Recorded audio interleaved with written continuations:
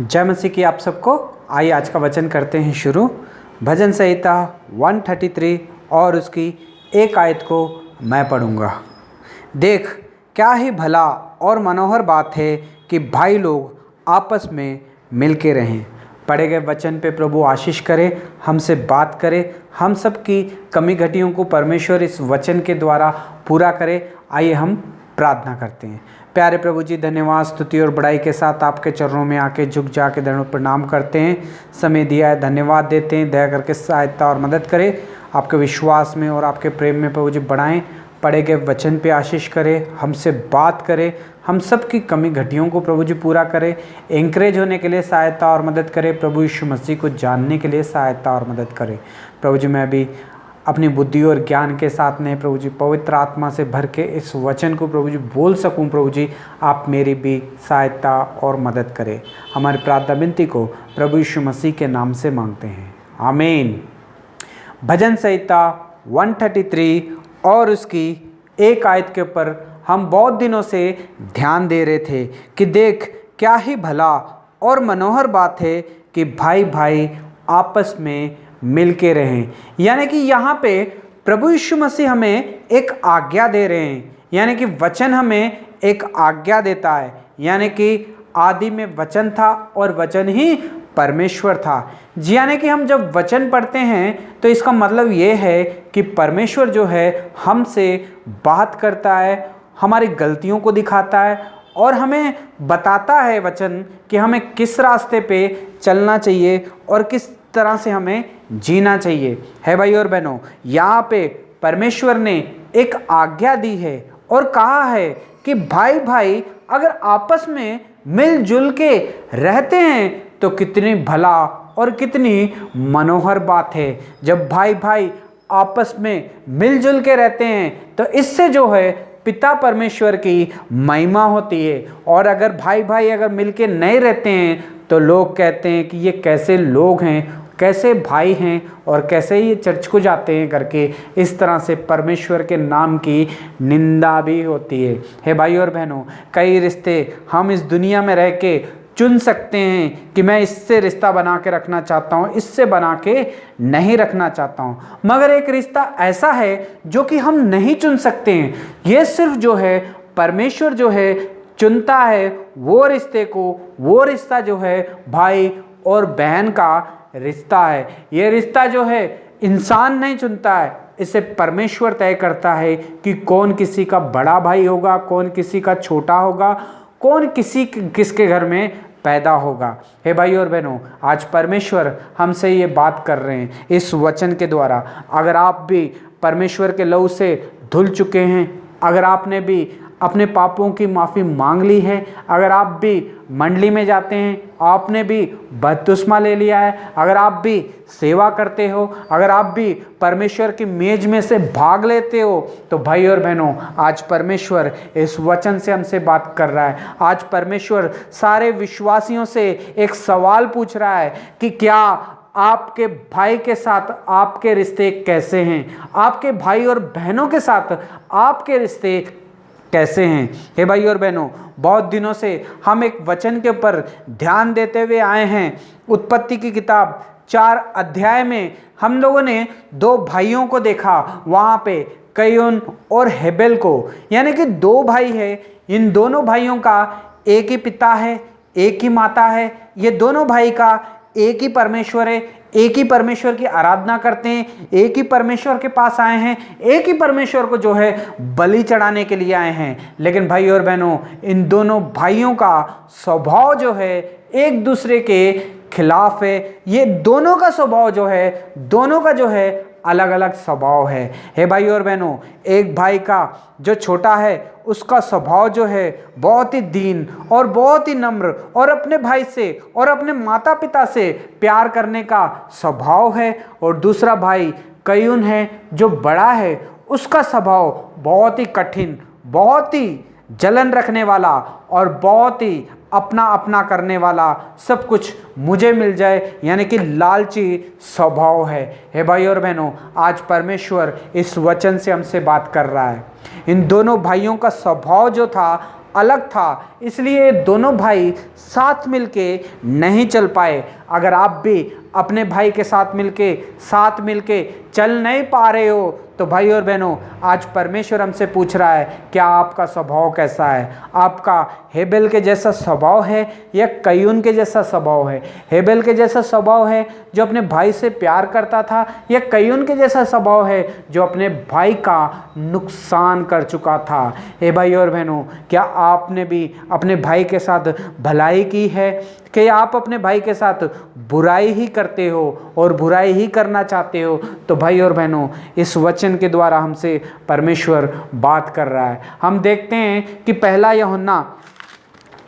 यूहन्ना और उसकी तीन अध्याय और उसकी 12वीं आयत में परमेश्वर ने और एक आज्ञा जो है एक भाई और बहनों को दी है। उसमें कहा है, कय्यून के समान ना बनना। यहाँ पे साफ साफ लिखा है कि कय्यून के समान ना बनना, और जो उस दुष्ट से था और जिसने अपने ही भाई को घात कर दिया। हे भाई और बहनों, परमेश्वर हमें आज्ञा दे रहा है वचन में।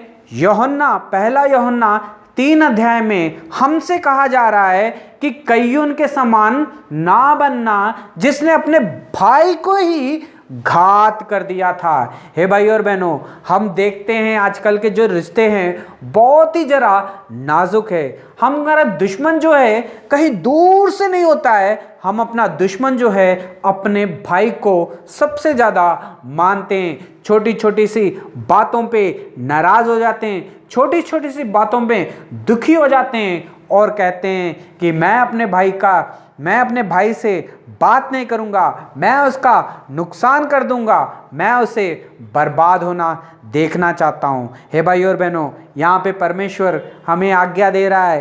क्या दे रहा है? कय्यून के समान ना बनना। आज परमेश्वर पूछ रहा है, आपका रिश्ता आपके भाई के साथ कैसा है?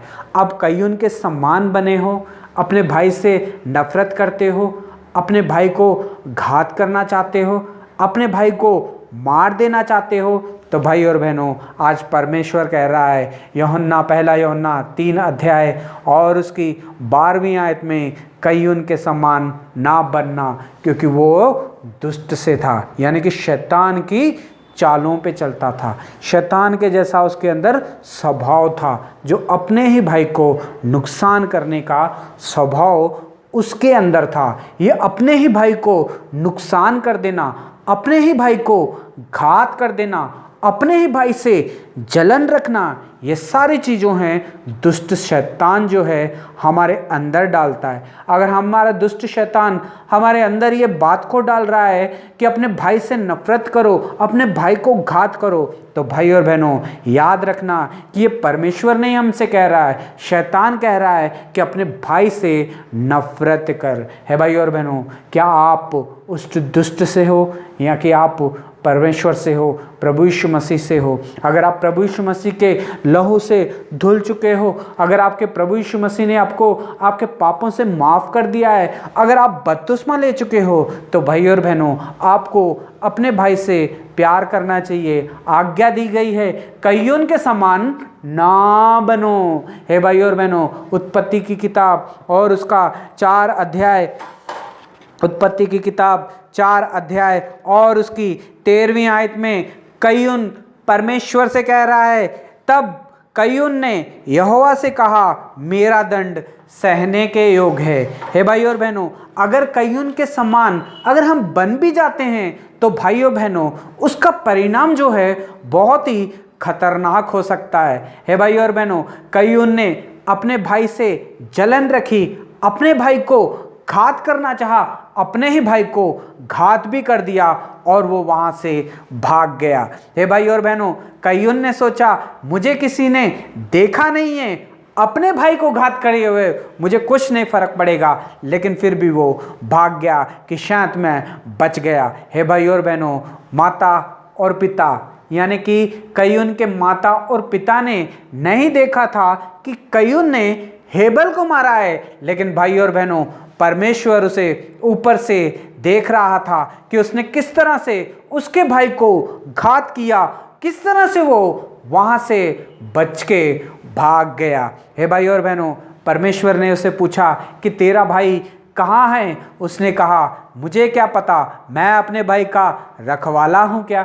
हे भाई और बहनों, परमेश्वर ने उसे अपने घर का बड़ा बनाया था और कहा था कि तुझे अपने भाई की रखवाली करनी है, लेकिन उसने अपने ही भाई को रखवाली करनी चाहिए थी उसे, लेकिन उसने अपने ही भाई को घात करके भाग गया। हे भाई और बहनों, अपने जीवन में वो श्राप लेके आ गया। किस तरह का श्राप अपने जीवन में लेके आया?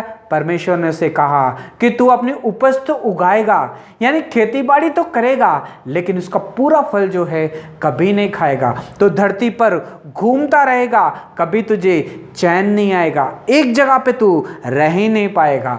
हे भाई और बहनों, इस तरह का श्राप कय्यून ने अपने जीवन में पाया, और जब कय्यून ने ये श्राप अपने जीवन में पाया तो परमेश्वर से कह रहा है 13वें वचन में 4 अध्याय और उसके 13 आयत में लिखा है, तब कय्यून कहता है यहोवा से, ये कहता है कि ये दंड मैं नहीं सह सकता। हे भाई और बहनों, अपने ऊपर उसने श्राप ले लिया और अब परमेश्वर से विनती कर रहा है कि परमेश्वर मैं ये श्राप को नहीं सह सकता, मेरे ऊपर से हटा दो। हे भाई और बहनों, वो श्राप किस तरह से हट सकता था उसके ऊपर?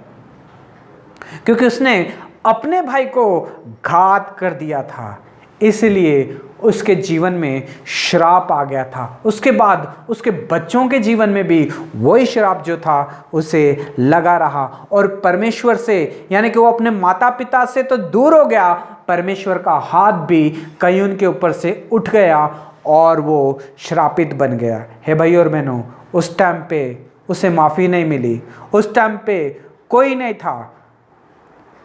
परमेश्वर के सामने माफ़ी मांगी मगर फिर भी माफ़ नहीं मिली कय्यून को। हे भाई और बहनों, आज परमेश्वर आपके और मेरे जीवन में एक आशीष लेके आया है। आपके और मेरे जीवन में प्रभु यीशु मसीह आए हैं। अगर हमने अपने भाई को घात किया है, अपने भाई का नुकसान किया है, अपने भाई का नुकसान करना चाहते हैं, अपने भाई को बर्बाद करना चाहते हैं, तो भाई और बहनों, आज परमेश्वर इस वचन से हमसे बात कर रहा है। अगर आपने पापों की माफ़ी मांग ली है, अगर आपने बपतिस्मा ले लिया है, अगर आप परमेश्वर के घर में परमेश्वर की महिमा करते हैं, परमेश्वर के घर में जाते हैं, तो भाई और बहनों, अगर ये स्वभाव आपके अंदर है तो भाई और बहनों, आपको भी परमेश्वर कह रहा है कय्यून के समान ना बन, क्योंकि उसने जो किया उसकी वजह से उसके जीवन में जो था श्राप आया, क्योंकि वो दुष्टि के काम को पूरा करता था। अपने ही भाई को घात करना मतलब दुष्टि के काम में। उसने अपने भाई को घात क्यों किया?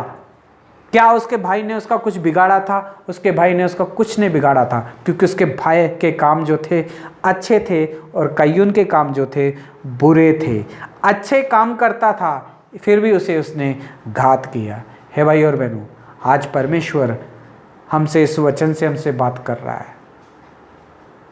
अगर हम भी अपने भाई से नफरत करेंगे, नुकसान करेंगे, घात करेंगे, मार देंगे, तो हमारे जीवन में भी श्राप आ सकता है। अगर आप अपने भाई का नुकसान कर चुके हो, जलन रखते हो, नुकसान करना चाहते हो, तो भाई और बहनों, आज हमारे जीवन में आशीष आ सकती है। सिर्फ एक ही काम करना है, प्रभु यीशु मसीह हमें माफ़ कर सकता है, क्योंकि उसने आपके लिए, मेरे लिए क्रूस के ऊपर अपनी जान दे दी। आपके और मेरे पापों को उसने अपने ऊपर ले लिया, ताकि हमारे ऊपर कोई पाप का बोझ ना रह जाए। हमें परमेश्वर पिता के साथ मिलाने के लिए वो अपने स्वर्ग राज्य को छोड़ के हमारे लिए धरती पे आके दीन बना, सिर्फ आपके लिए और मेरे लिए। आज परमेश्वर कह रहा है, क्या आपके अंदर कैसा स्वभाव है? कय्यून सा स्वभाव है, अपने भाई को घात करने का स्वभाव है, ये स्वभाव आपके अंदर जाता ही नहीं है, तो आज परमेश्वर के सामने घुटने टेकिए। परमेश्वर के सामने घुटने टेक के प्रार्थना कीजिए, प्रभु जी मुझे माफ़ कर दीजिए। मैं अपने भाई को देख के जलता हूँ, मैं अपने भाई की देख के जलता हूँ। मैं उसे आगे बढ़ता हुआ देख के देखना नहीं चाहता हूँ। मैं उसे घात कर देना चाहता हूँ, उसे लूट लेना चाहता हूँ, उसे मार देना चाहता हूँ प्रभु जी। मेरे अंदर ये स्वभाव है प्रभु जी, दुष्ट स्वभाव को मेरे अंदर से निकाल दीजिए प्रभु जी। मैं भी अपने भाई से प्यार कर सकूँ प्रभु जी, इस तरह से मुझे बनाइए। अगर प्रभु यीशु मसीह के सामने आप अपने पापों की माफ़ी मांग लेंगे तो परमेश्वर आपके हृदय को बदलेगा। पत्थर जैसे हृदय को निकाल के मांसम यानी कि मांस जैसा हृदय जो है हमारे अंदर डालेगा। प्यार करने का स्वभाव, अपने भाई से प्यार करने का स्वभाव भी जो है परमेश्वर हमारे अंदर डालेगा। हे भाइयों और बहनों, वचन में लिखा गया है कईयों सी चाल ना चलो क्योंकि वो दुष्ट से था। हे भाइयों और बहनों, वचन में लिखा है कितना ही भला और कितनी मनोहर बात है कि भाई भाई जो है आपस में मिल के रहें। जब भाई जो है आपस में मिल के रहते हैं तो इससे परमेश्वर पिता की महिमा होती है। हे भाइयों और बहनों, हमें कईयों सी चाल नहीं चलनी है। कईयों सी चाल चलेंगे, अपने भाई को घात करेंगे तो अपने जीवन में जो है श्राप लेके आएंगे।